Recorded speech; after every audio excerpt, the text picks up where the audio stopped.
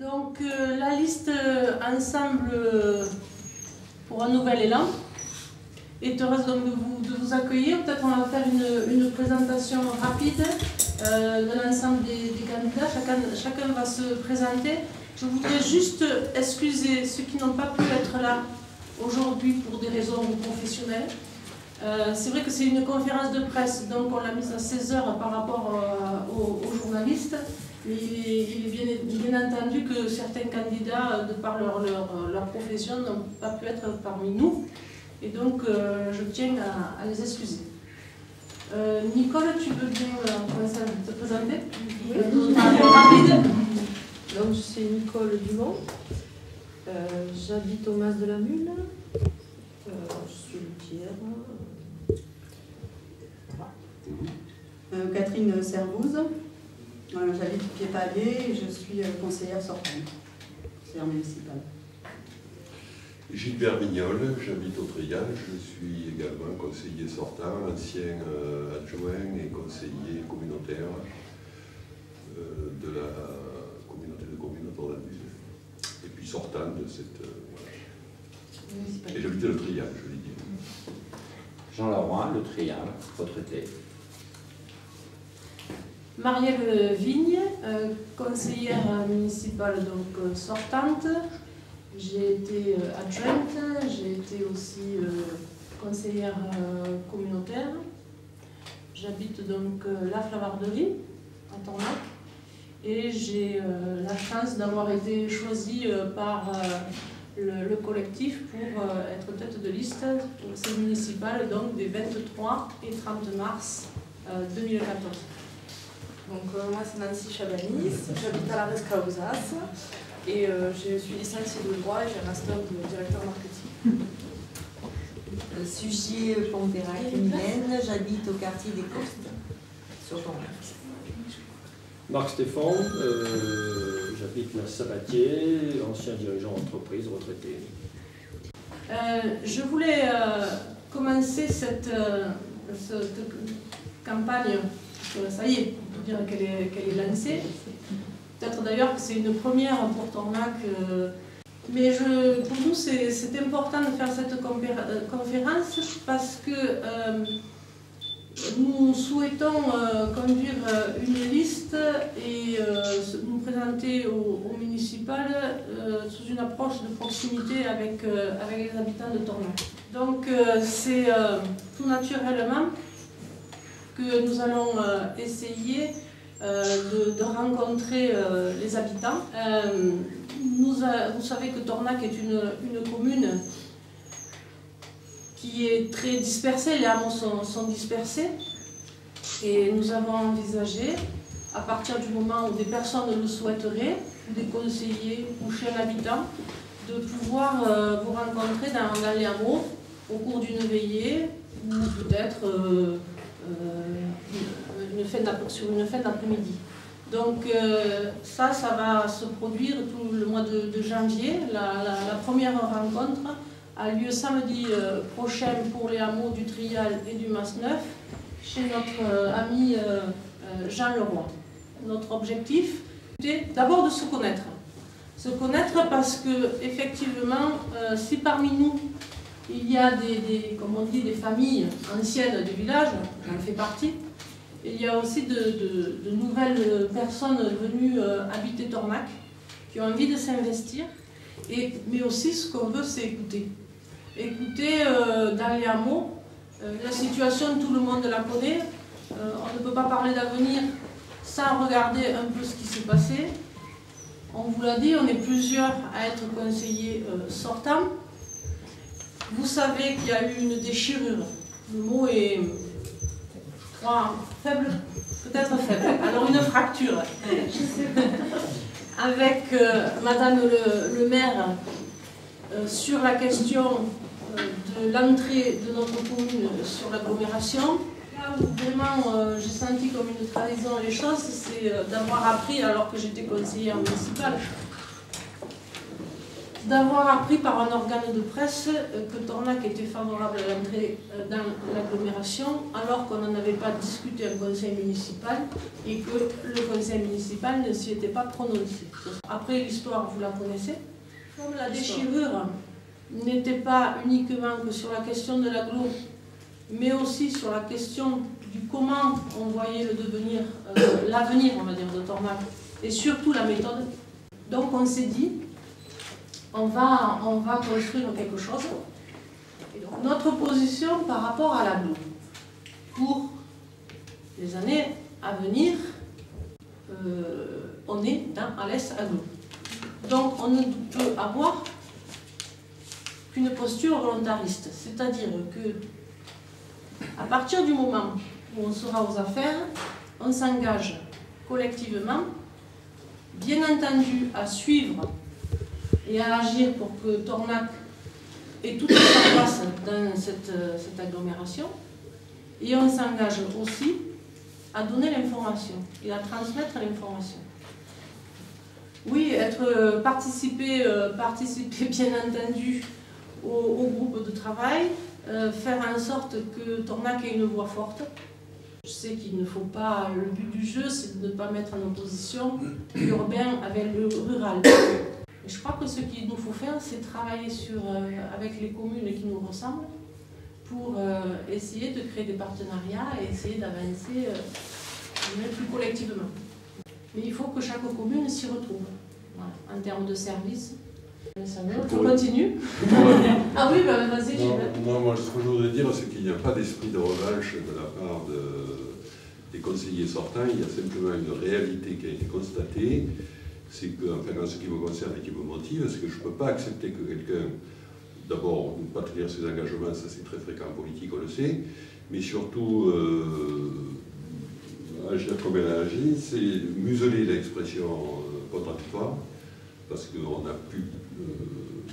On était conseiller communautaire, on avait une opinion, cette opinion c'était le plus simple de nous éliminer, de nous empêcher de nous exprimer en faveur du maintien d'une communauté. N'oublions pas que le vrai choix, contrairement à ce que dit Mme Rieu, ce n'était pas d'aller à Lédignan ou d'aller à Alès, parce que là bien sûr, il vaut mieux aller sur Alès et Anduze. Non, le vrai choix c'était on restait comme on était, avec des communes de même à peu près de même équilibrées, et s'il n'y avait pas eu de mésentente personnelle entre les élus, cette communauté qui respectait tous les critères resterait et serait encore là, et on serait aussi bien. Maintenant, dans Alès, tout est à faire. On ne sait pas où on est. On n'aura qu'un seul représentant, et bien moi je vous dis que ce représentant-là, il ne faut pas que ce soit quelqu'un qui aille au guichet, qui aille à Myriapolis pour voir monsieur le directeur des services, ce qui veut bien accorder un Tornac. Mais aussi créer quelque chose, et ça je pense que ça nous est demandé là, c'est-à-dire travailler sur le vivre ensemble sur Tornac. En dehors des associations et de la cave coopérative, pour les manifestations, pour les temps de rencontres, il y a très peu d'animation, il y a très peu de choses qui se font. En tout cas, elles ne sont pas impulsées par la mairie. Et c'est une volonté, une dynamique pour faire en sorte qu'on se rencontre, qu'on se connaisse mieux et que ça nous amène vers de nouveaux projets. Je crois que ça, c'est important parce que plus on sera sûr de la connaissance de la relation humaine entre nous, plus les projets que nous pourrons défendre auprès de l'agglo seront forts, ou bâtir avec d'autres communes seront forts, parce que ça veut dire que la population, elle se les aura appropriés. Voilà. Et puis après, donc des projets qui sont actuellement en cours, mais je pense à l'aménagement des bâtiments de la Poste, enfin de la maison des écoles, hein, vous voyez ce que je veux dire, en appartement. La construction de la bibliothèque et de l'agence communale à côté de la cantine, ça aussi c'est voté. Reste à savoir le projet d'aménagement scolaire, du groupe scolaire.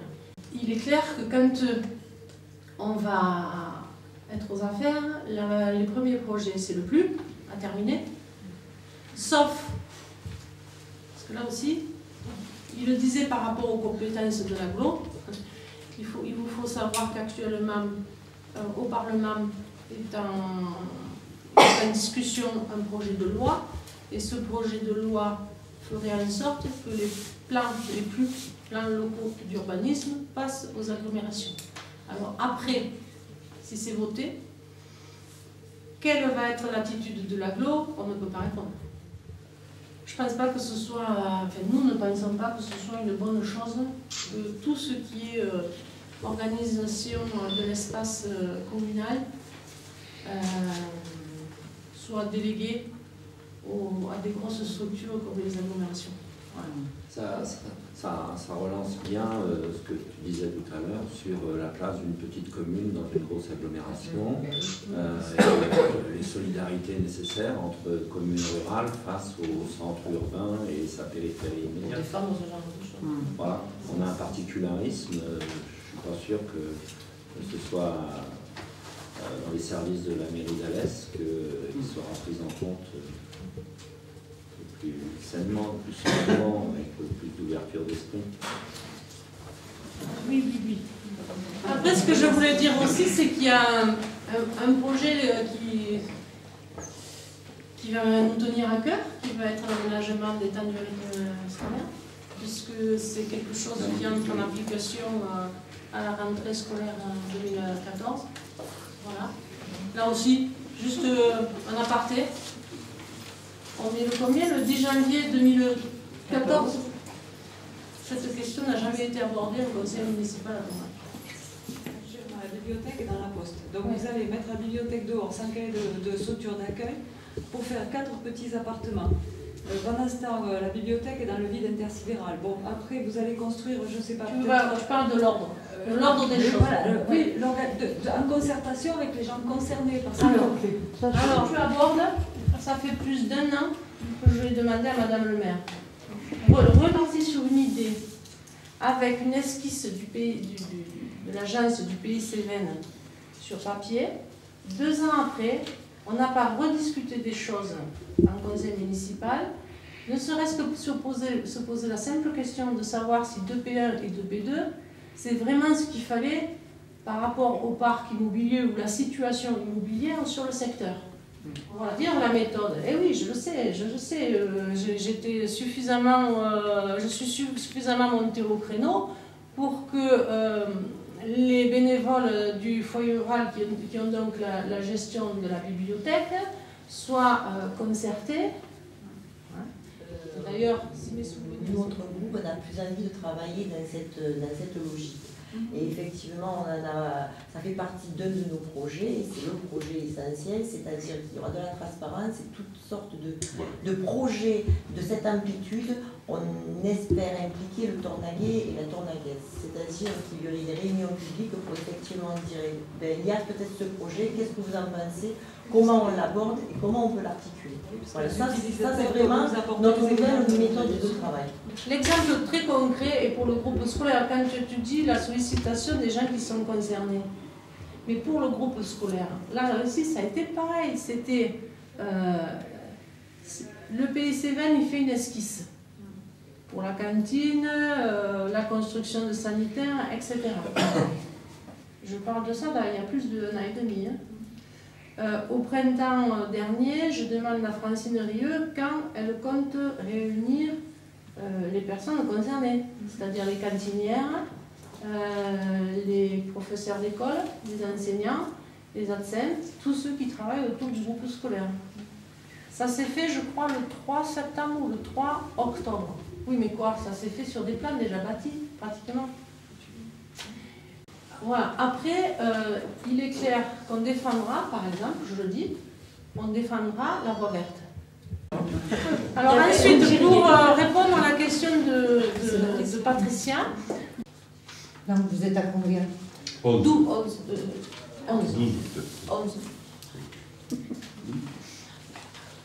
Merci. Il faut donc que des gens nous rejoignent. Est-ce que vous êtes tenu à la... Non, t'as compris. Parité, non. Parité, merci. Non, mais par contre, on y est. Actuellement, on y est. On essaie, et c'est pour ça aussi que c'est difficile, parce que j'y reviens, hein, vous voyez, on y revient toujours. Vu la configuration de Tornac, on essaie aussi qu'il y ait des personnes d'un peu de chaque cas, pas de chaque hameau, parce qu'il y en a 18, donc déjà c'est plus que le nombre de candidats qu'il faut. Mais donc on essaie qu'il y ait une représentativité par hameau. On essaie aussi de faire en sorte qu'il y ait des gens de toutes les tranches d'âge. Les choses que nous avons prévu de faire, de mettre en place, hein. Donc Marielle en a parlé, il y en a une bientôt là, qui va se tenir chez Jean Leroy, dans le quartier Masneuf-Trial.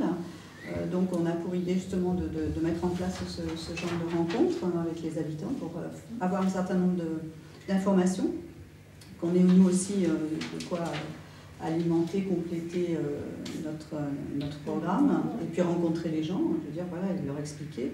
Et puis aussi, à la suite de cela, faire 1 ou 2 réunions publiques, donc, qui sont aussi prévues. Donc là, avec une thématique beaucoup plus large, et puis auquel seront conviés l'ensemble des Tornagais et Tornagaises. Voilà. Donc c'est vrai que l'objectif ici était avant tout quand même de nous présenter, donner les grandes lignes de notre programme. On a un peu digressé parce que voilà, on est un peu novice aussi dans ce genre d'exercice qui n'est pas si facile que ça. Enfin, moi je voudrais juste rappeler que faire de la politique quand même, c'est s'occuper des affaires de la cité. Donc en ça on fait de la politique parce qu'on s'occupe des affaires de notre commune.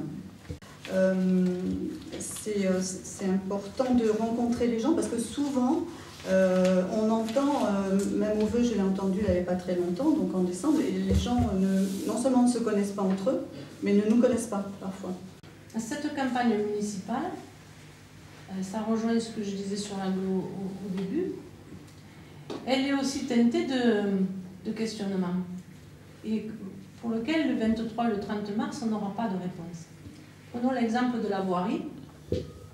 Vous savez que la voirie était une question qui se gérait au niveau de la communauté de communes autour d'Anduze. Pour l'instant, l'agglomération d'Alès a pris la voirie, c'est-à-dire que cette année, on a eu à peu près, quand je dis on, c'est la commune de Tornac, une enveloppe de 30 000 € pour la voirie. Ceci étant, cette question-là n'est pas réglée.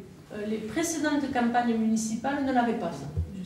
Jusqu'à présent, les communes savaient où elles allaient, les agglomérations, les intercommunalités savaient où elles allaient. Nous, aujourd'hui, je défie quiconque de dire ce que sera, on va dire, les compétences des uns et des autres après mars 2014. Oui, toutefois, ça, c'est l'une des préoccupations qu'on a évoquées à plusieurs reprises, c'est que l'agglo d'Alès va nous coûter plus cher que la de C2A. Hein?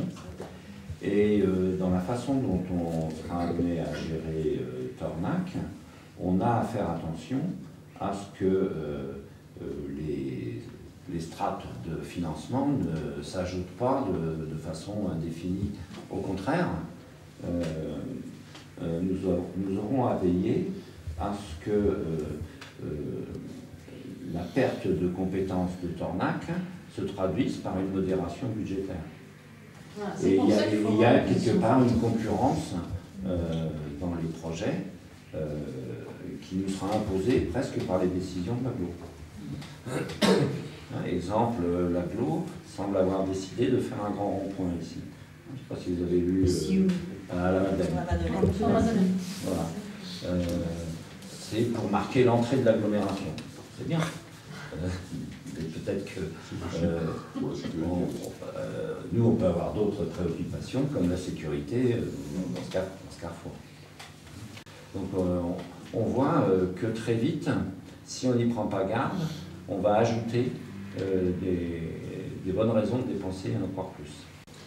Comme vous pouvez le voir là justement à travers le discours de mes collègues, c'est qu'on a envie de débattre de tout ça. D'abord, je reviendrai sur les rencontres de hameaux. Je voulais vous dire que si vous vouliez nous inviter lors d'une soirée conviviale chez vous, c'est tout à fait, ce sera vraiment très volontiers. Alors je ne dis pas tout le quartier, ça peut être des amis, vos voisins, etc. Sachez qu'on est ouvert. Donc la deuxième chose, c'est qu'effectivement, on a prévu de lancer un site internet. Par contre, pour nous écrire, info@ Ensemble pour un nouvel élan. Ensemble pour un nouvel élan.fr. Je voulais vous remercier tous de votre venue. J'espère qu'on aura répondu aux questions que vous vous posiez. Et puis, merci les journalistes. Merci beaucoup, bon après-midi, bon week-end. Merci. Bon courage à vous. Merci.